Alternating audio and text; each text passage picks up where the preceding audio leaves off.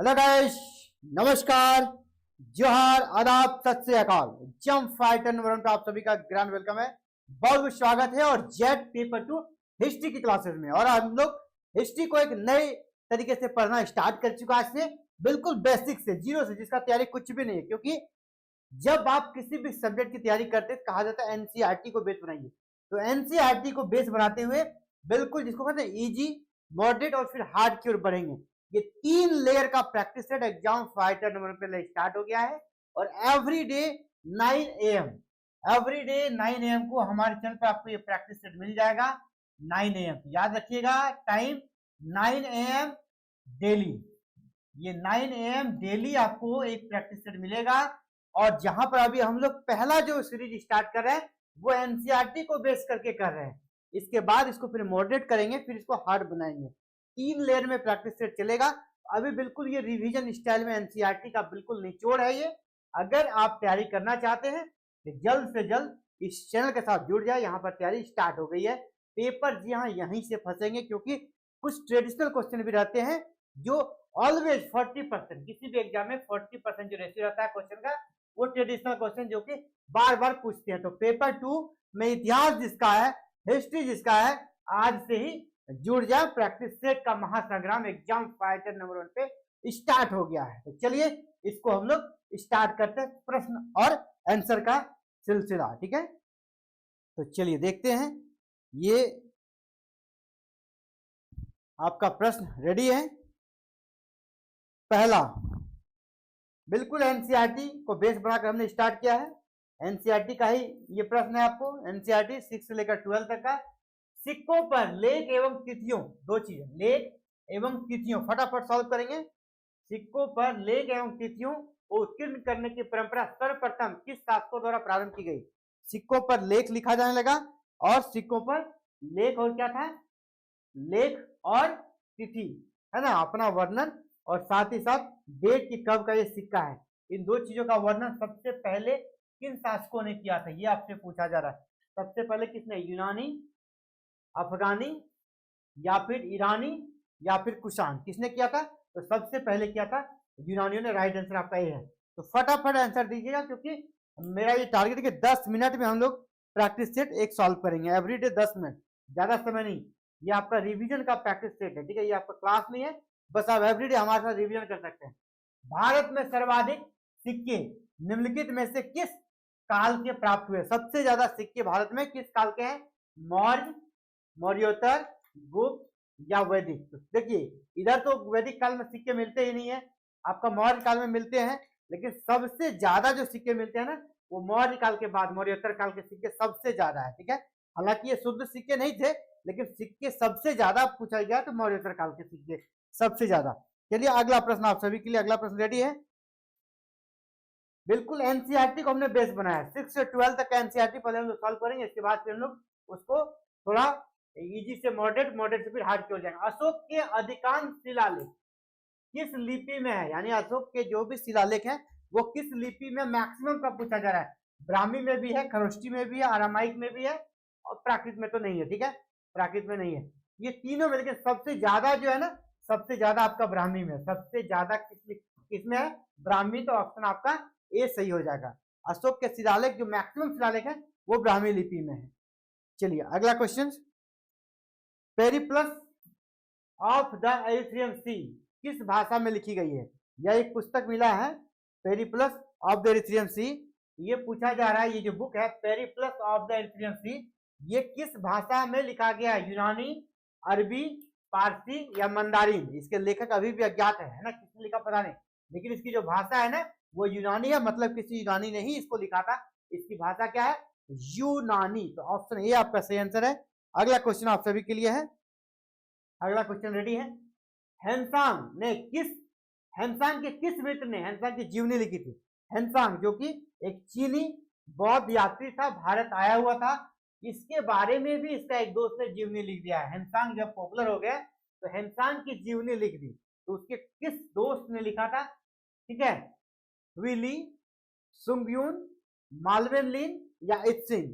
तो हेनसांग का जीवनी उसके दोस्त हिविली ने लिखा था। हेनसांग का जीवनी उसके दोस्त हिविली ने लिखा था। ऑप्शन ए आपका सही आंसर है। अगला प्रश्न आप सभी के लिए रेडी है? अगला प्रश्न, डेली 10 मिनट हमारे साथ आपको जुड़ना है, डेली 10 मिनट अपने माइंड को रिफ्रेश करना है, अपने तैयारी को कैसे रिवीजन करना है हिस्ट्री का। एवरीडे 9 AM टाइम याद रखिएगा। तो वैदिक शब्दों के शुद्ध उच्चारण हेतु किस वेदांत का निर्माण किया गया था?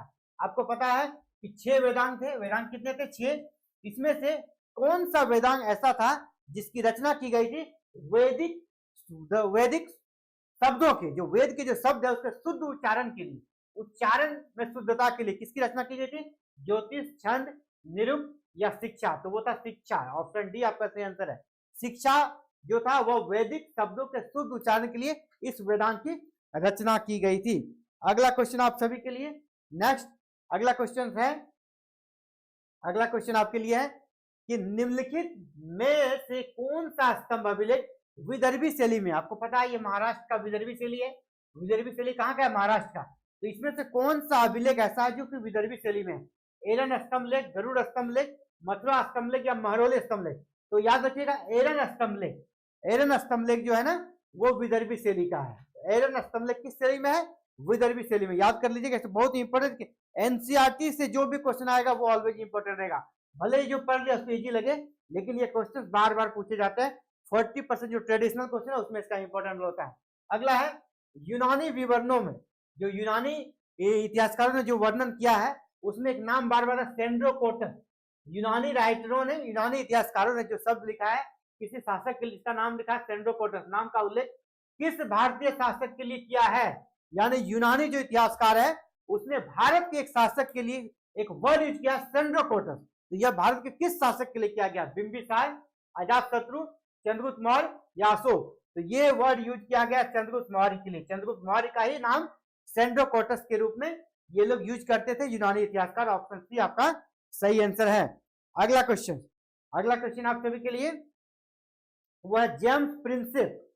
जेम्स प्रिंसेप ने अशोक के शिलालेख को निम्नलिखित में से किस वर्ष पढ़ने में सफलता प्राप्त की? अशोक के शिलालेख को किसने पढ़ने में सफलता पाई थी? जेम्स प्रिंसेप ने। क्वेश्चन में भी क्वेश्चन ढूंढिए, यहाँ क्वेश्चन है जेम्स प्रिंसेप ने अशोक के शिलालेख को किस वर्ष पढ़ने में सफलता पाई? आपसे क्वेश्चन ये भी पूछा सकता है अशोक के अभिलेख को पढ़ने में सफलता किसने पाई थी? जेम्स प्रिंसेप ने पाई थी। ठीक है, तो जेम्स प्रिंसेप ने कब पाई सफलता? 1837, 1840, 1845 या 1850? तो ये सफलता पाई थी उसने 1837 में। ठीक है, इसके बाद अशोक के अभिलेखों को पढ़कर उसका रिकॉर्ड, उसका मीनिंग निकाला जा सका। ऑप्शन ए यहाँ पर राइट आंसर होगा। अशोक के अभिलेख को जेम्स प्रिंसेप ने पढ़ने में सफलता पाई, और पाई कब? 1837 में। ऑप्शन ए आपका बिल्कुल सही आंसर है। अगला है, अगला क्वेश्चन आपका किस चीनी यात्री, अगला क्वेश्चन आपका किस चीनी यात्री द्वारा हर्षवर्धन को शिलादित्य की उपाधि से विभूषित किया गया था? किस चीनी यात्री द्वारा हर्षवर्धन को शिलादित्य की उपाधि से विभूषित किया गया था? यानी हर्षवर्धन को किस विदेशी चीनी यात्री ने शिलादित्य की उपाधि दी थी? आपको ये सब पता होगा, सभी चीनी यात्री हैं। फाइयान, हेनसांग, इत्सिंग और मार्कवेनलिन, ये सभी चीनी यात्री थे, लेकिन इसमें से किसी एक ने उसको शिलादित्य की उपाधि दी थी। वो कौन था? वो आपका हेनसांग था, क्योंकि हेनसांग ही उसके दरबार में रहे थे 14 ईयर तक। ठीक है, इसीलिए हेनसांग ने उसको कौन सी उपाधि दी? शिलादित्य। शिलादित्य की उपाधि किसकी थी? हर्षवर्धन की। किसने दिया था? हेनसांग ने। यानी क्वेश्चन से भी आपको क्वेश्चन बनाना होगा। तो ये आज का आपके लिए प्रैक्टिस सेशन था, और इसी प्रकार एवरीडे आपको 10 मिनट देना है। हमारे पास कितने मिनट देने हैं? 10 मिनट, और 10 मिनट में आपको यहाँ पर प्रैक्टिस करा दिया जाएगा।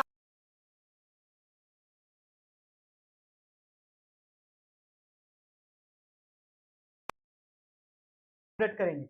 और अगर आप कहीं क्लासेस में कहीं दिक्कत है, आपको पेपर 2 हिस्ट्री, जिसने भी जेट का फॉर्म भरा है या नेट का फॉर्म भरा है, आपको दिक्कत है, तो जेट पेपर 2 हिस्ट्री की क्लासेस एग्जाम फाइटर नंबर पे चल रही है।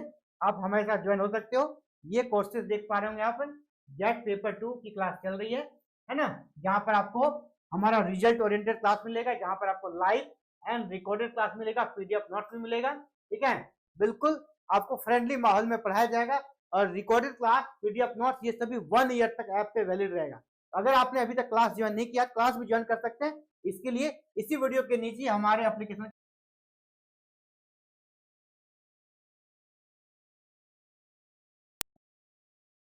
लिंक को क्लिक कीजिएगा तो हमारा ऐप डाउनलोड हो जाएगा। इसको डाउनलोड करने के बाद स्टोर सेक्शन पे जाइएगा, STORE लिखा होगा नीचे आपके मोबाइल पे। यहाँ से आपको सारे कोर्सेज दिख जाएंगे। अगर आपको दिक्कत है कहीं पर भी समझने में, आपको परेशानी है कोर्सेज पर लेने में, है ना, लग रहा पता नहीं चल रहा कैसे लें, तो इसी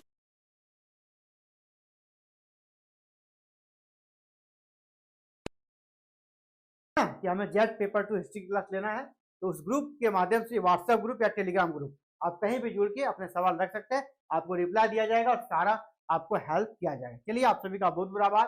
थैंक यू। जय हिंद, जय भारत, जय झारखंड।